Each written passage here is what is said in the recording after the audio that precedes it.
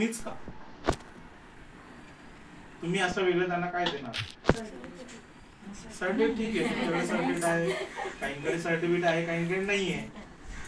तुमच्याकडे आहे तर तुम्हाला प्लस पॉईंट की ज्याकडे सर्टिफिकेट पण आहे. त्यांचं नॉलेज कमी आहे का?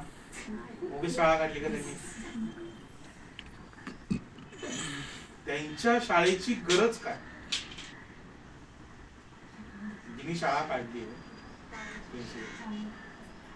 चांगले शिक्षक मिळणं ही गरज आहेच. ते मिळणार नाही अशातला भाग नाही. कोणी पण वशिल्यावाला ओळखीवाला तिथे गेला की ते घेऊ शकतात, तो काय विषय नाही. एखाद्याची मित्राची बायकोला पण ती लगेच घेईल, तो काय त्यांचा गरज भाग नसतो. परत क्वालिटी आणि लहान मुलं हा भाग सोडून द्या, कारण त्या लहान मुलांना तुमच्याशी काहीच घेणं देणं नसतं. तुम्हाला त्यांना बिझी ठेवायचं, तो राजाच असतो वर्गात आलेला. कोण टीचर आहे त्याशी त्याला घेणं देणं नाही. ही टीचर मला सांभाळू शकते का हे तो चेक करतो आणि मग तुमच्यावर व्यवस्थित राहतो. काही मुलांना विशिष्ट टीचर आवडतात, काही मुलांना त्या टीचर अजिबात आवडत नाही. तर काही टीचर आल्यात की ती मुलं खुश होतात, काही आल्यात की अजिबात खुश होतात. म्हणजे जी मुलं खुश होतात म्हणजे ते टीचर काय करतात, त्यांना गुंतवून ठेवण्याचा प्रयत्न करतात. रंग, आकार, अक्षर, अंक, बरोबर, त्याचं महत्व गाण्या गोष्टींच्या माध्यमातून सांगणारा शिक्षक, बरोबर.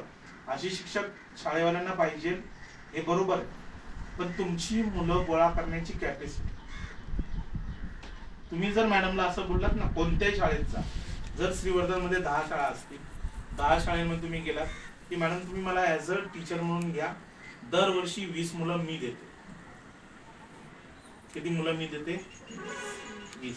तर टीचर म्हणतील अरे ही 20 मुलं आणून देणार आहे, म्हणजे आपलं टेन्शनच गेलं. तिलाच घ्या, आणि त्या 20 मुलांची फी कोणाला मिळणार आहे? म्हणजे तुमच्या पगाराची व्यवस्था कोणी करून दिली? तुम्हीच करून दिली शाळेला.